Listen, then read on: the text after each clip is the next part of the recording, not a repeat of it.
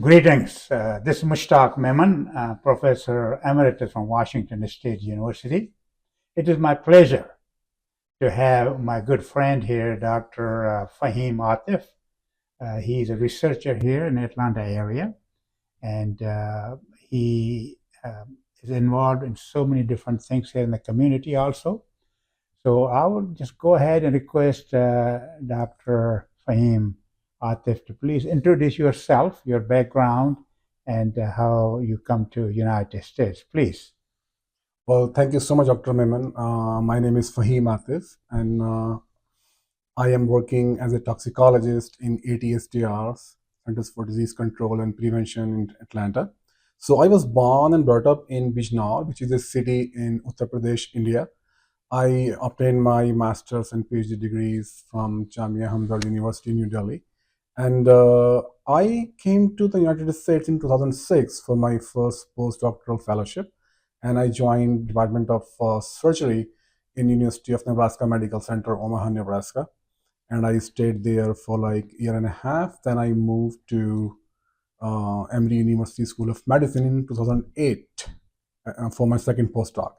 And I was fortunate enough to join world-renowned scientist, Dr. Donald Stein, who is a pioneer in the field of brain injury, neuronal repair. So I worked with him for 14 years until he retired. And my research has long centered on brain injuries, cerebral ischemic stroke, and neurogenic tumors like neuroblastoma, and specifically for brain tumors like glioblastoma multiforme. So I'm really excited to mention here that based on my research, we are running a phase 1 clinical trial for the treatment of recurrent glioblastoma these days. So, Dr. Atif, is your background is in chemistry, or how did you get involved in toxicology? Could you maybe share some light on that? Yeah, sure. So as I mentioned before, I did my master's and PhD in toxicology. And my postdoc training was in neuroscience. So I worked on spinal trauma, brain trauma. So my expertise is now in neuropharmacology and neurotoxicology. And I would like to mention here that recently I switched from academia to ATSDR, CDC, and I'm working as a toxicologist there. Wonderful, very impressive. Thank you. So really your work is now, currently you are with CDC, which is the Center Yeah. for Disease Control. Control and Prevention, a very well-known entity, not only in the United States, but also all over the world. So that's very impressive, very good. Thank you.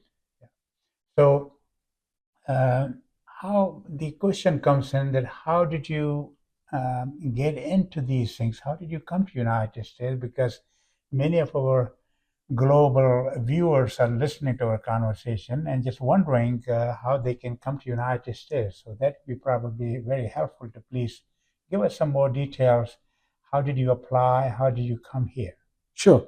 So after obtaining my PhD, or in fact during my PhD, my last year, I had started applying to different scientists. I started approaching different scientists in the US, and who was obviously working in my field, and I was interested to join their group. And for people who are having a PhD degree from foreign countries and they wish to come to the United States, my advice would be to start looking for a research group of which that aligns your research interest, and you should contact the principal investigator personally. And here there is a thing I would like to mention, that don't just send any random email to the scientist. Before you approach someone, you should technically go to their lab webpage and just see what they are doing, what kind of research projects they are doing, what kind of research they are pursuing, what kind of funding do they have. And after knowing that, you should dig out some recent publications of their lab and read them thoroughly. And when you draft your cover letter along with your CV, so you should mention it there, like I have been following your work for a long time, if you were, or at least now while I'm applying, and I'm really interested in this particular project that you have published recently. So when you write these kind of letters, they are really helpful in getting you the position, because the idea is to show that how sincere you are in joining that particular group. Otherwise, in my tenure at Emory, I have seen number of letters, applications. They come for a job, and the moment you look at them, it seems like that guy is sending like 10 and 20 application randomly, and he is just changing the name, like dear professor. That's it. So be very specific when you apply. Your cover letter should be a tailor-made, according to the research group. So I did the same thing. I started approaching different scientists, and luckily, I got a response back from the University of Nebraska Medical Center. They were working on spinal cord trauma. So they liked my CV. They gave me an opportunity. They sent the visa papers, and I came here.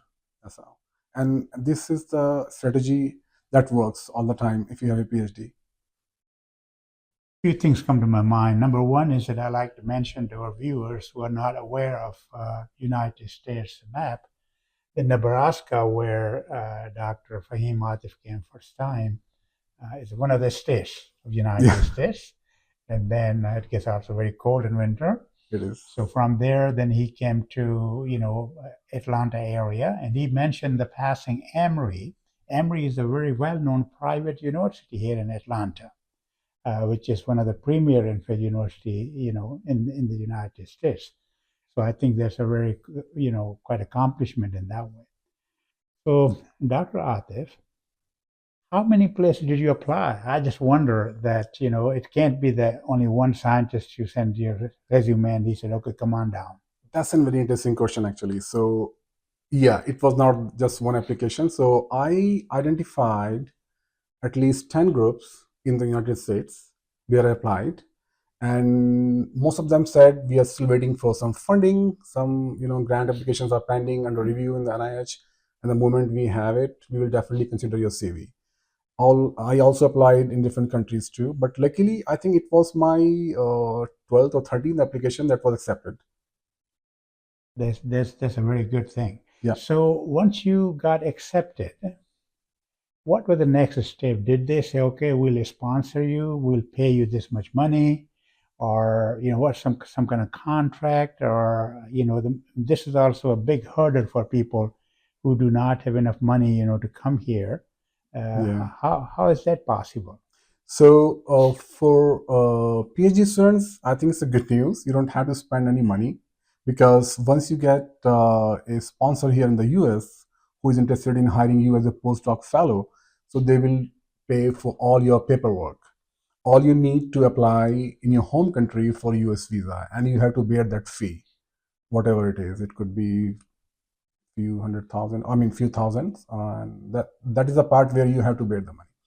Otherwise, all other formalities will be done by your host institution here in the US, and they will send you your paper. So in India, basically, they have a J1 visa category, which is an exchange visitor program. So under that, there is a treaty between India and USA. You don't have to even pay taxes here. They send the paperwork here.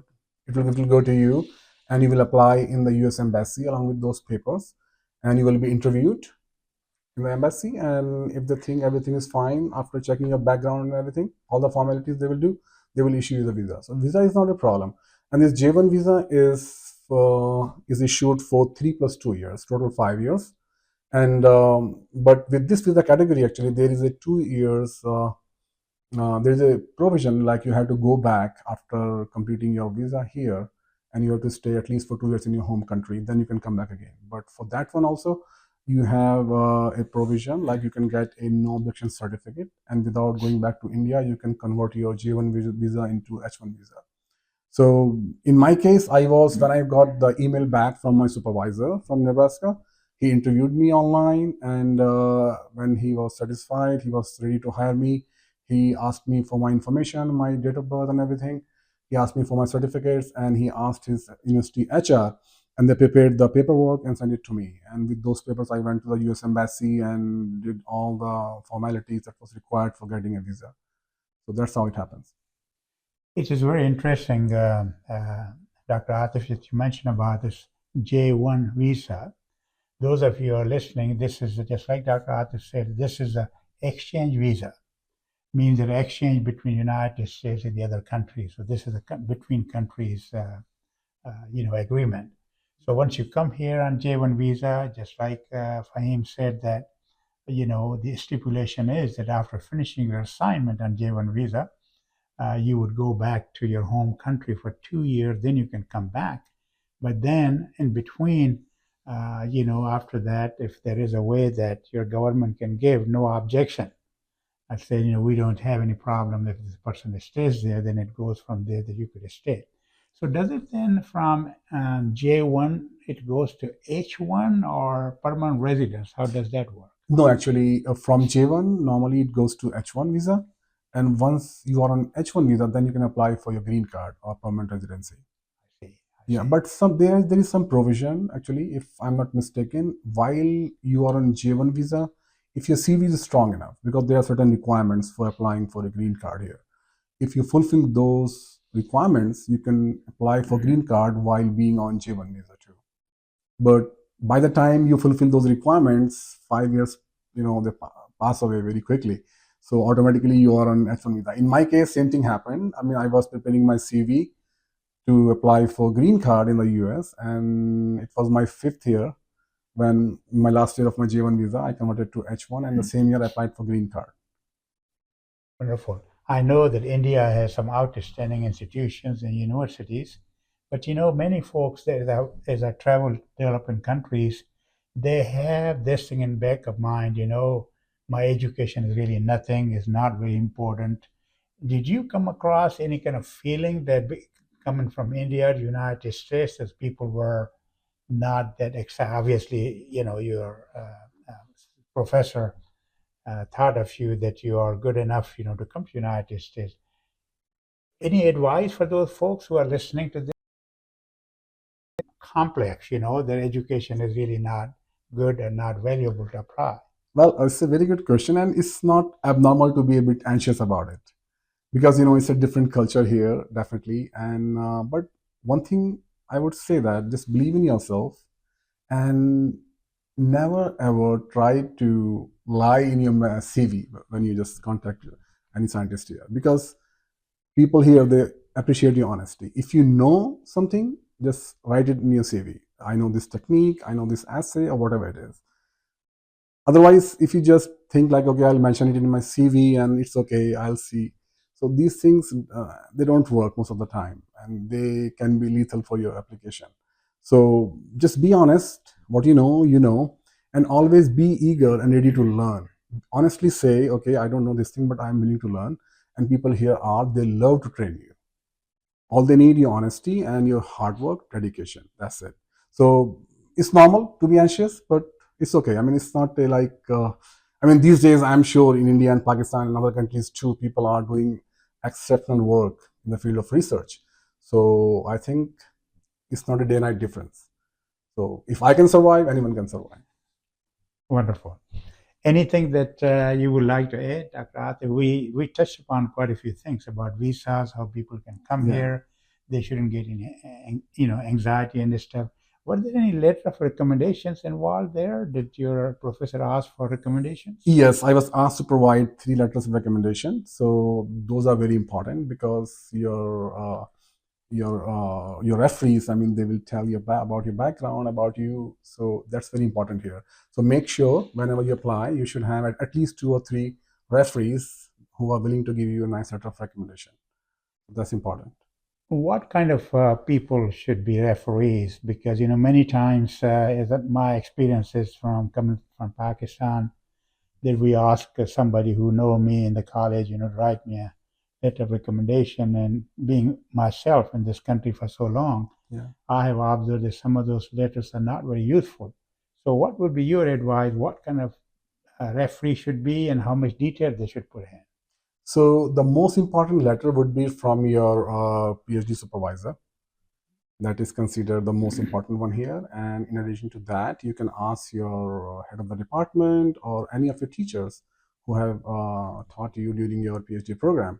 So all they need to reflect in that letter, that how hardworking you are, how you are able to tackle any problem. I mean, do you have some kind of skills like problem solving skills? And if you are stuck in a bad project, how do you deal with that?